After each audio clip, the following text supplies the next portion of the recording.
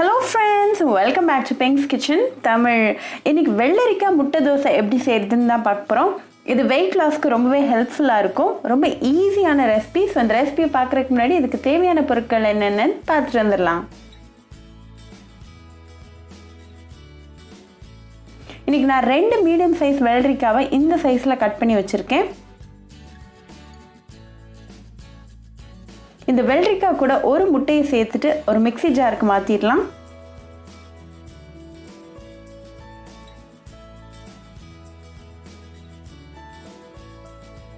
இது கூட 1/4 டீஸ்பூன் உப்பு சேர்த்துட்டு நல்லா மையா அரைச்சிருங்க. அரைச்ச வெள்ளரிக்காவை ஒரு பவுலுக்கு மாத்திடலாம். இது கூட 1/4 கப் கோதுமை மாவு சேர்த்துட்டு நல்லா கலந்து விட்டுருங்க.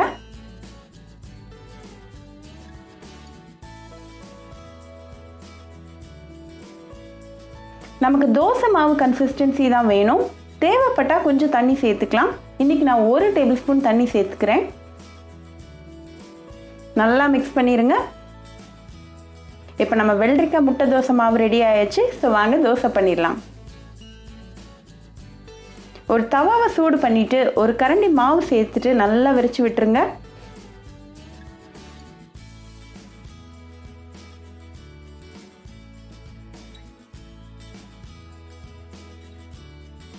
கொஞ்சமாக நல்லெண்ணெய் சேர்த்துட்டு ஒரு 1 மினிட் மீடியம் ஃப்ளேமில் வேக விட்டுறலாம். இப்போ 1 மினிட் ஆயாச்சு. ஸோ அடுத்த சைடு திருப்பி போட்டுட்டு அகேன் ஃபியூ செகண்ட்ஸ் வேக வச்சிடலாம்.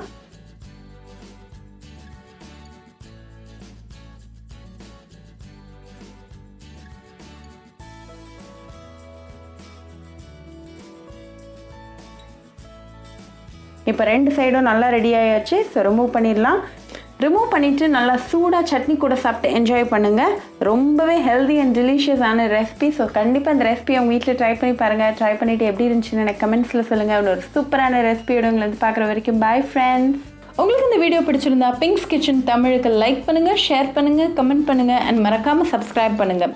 கூடவே பெல் ஐக்கானையும் கிளிக் பண்ணிக்கோங்க. அப்போ தான் நான் போடுற வீடியோஸ் எல்லாம் உங்கள் நோட்டிஃபிகேஷனில் வரும். உங்களுக்கு ரெசிபிஸ் இங்கிலீஷில் பார்க்கணும்னா பிங்க்ஸ் கிச்சன் சேனலை பாருங்கள். சேனலோட லிங்க் நான் அந்த டிஸ்கிரிப்ஷன் பாக்ஸில் கொடுக்குறேன். மறக்காமல் செக் பண்ணுங்கள். இன்னொரு இன்ட்ரெஸ்டிங்கான ரெசிபியோட உங்களை பார்க்க வர வரைக்கும் பாய் ஃப்ரெண்ட்ஸ்.